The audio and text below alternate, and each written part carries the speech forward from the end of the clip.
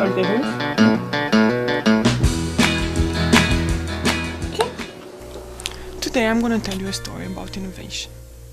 Our story takes place in a world far, far away, in which companies have a mind of their own and can organize themselves any way they see fit. One particularly big company decided that she wanted to expand even more, and in order to do that, she went to seek advice from an ancient wizard and asked what was the secret for successful growth.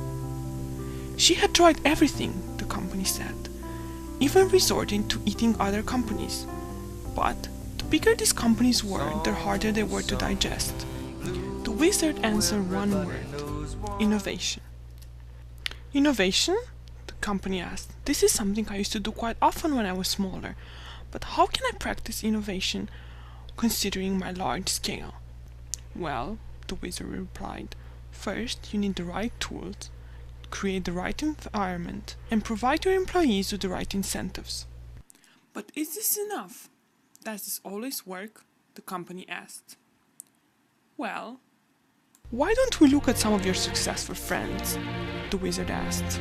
Let's take the innovative design company IDEO. They are using very diverse teams to come up with new product ideas. Procter & Gamble uses cross-functional teams to bring product to market. General Motors is trying to follow this example and catch up in the automotive industry by creating a mixed background, advanced product solution team. The right teams can motivate each other, they can bring the right set of skills to the table, and they can challenge each other's idea. Could it be that having the right mix of people is the secret for successful innovation? Tom Kelly seems to think so and argues this in this book called The 10 Phases of Innovation. To help you understand this concept better, I'm going to apply it to a simple process, such as cooking a paella for your friend. One of the most important persons in your team is the anthropologist. So, in your friend's case, you must first understand what kind of food she likes before you start cooking for her. How do you like your food usually? Procter & Gamble is a company that knows the importance of understanding users' needs, and every year orders over 10,000 market research studies. IDEO even has a division focused on understanding consumer needs called human factors. But in an emerging market, it's very hard to understand what the consumer wants. Clayton Christensen says that sometimes the right thing is not to listen to customers in order to come up with disruptive products and technologies. But how do you know if your product is right? This brings us to the next important person in your team, the experimenter. We need something. It's not quite sexy yet. Yeah. IDEO and Procter & Gamble use rapid prototyping to test their ideas early on in the product development process. And the Papa from Hendrix Motorsports understands that experimentation is necessary, even if it means releasing technology and testing it on your competitors. Innovation can hardly happen without collaborators. People like Claudia Kokcha from Procter & Gamble bring people together, stir up ideas, and use them to improve their own company's process. Hey Mada, why don't you try putting red wine in the paella? Another important person in the team is a cross-pollinator.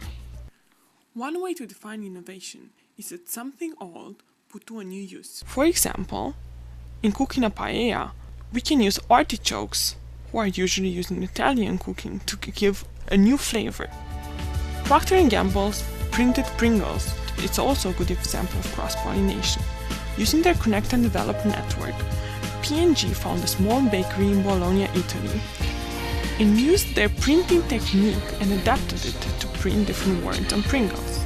Another important person in your team is the experienced architect. IDEO understands how important expertise is and tries to hire the so-called T-shaped people, who are good in understanding customer needs, but at the same time are very skilled in one particular direction. Take the paella, for example. Without saffron and rice, a paella, no matter how innovative, would not really be a paella after all. And lastly, you need a storyteller to promote innovation.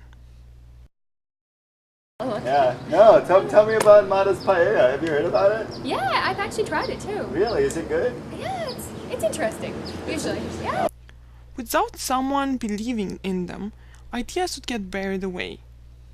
Like Gordon McKenzie says in his book Orbiting the Giant Hairball, the children who have no one believing in their creativity start losing it.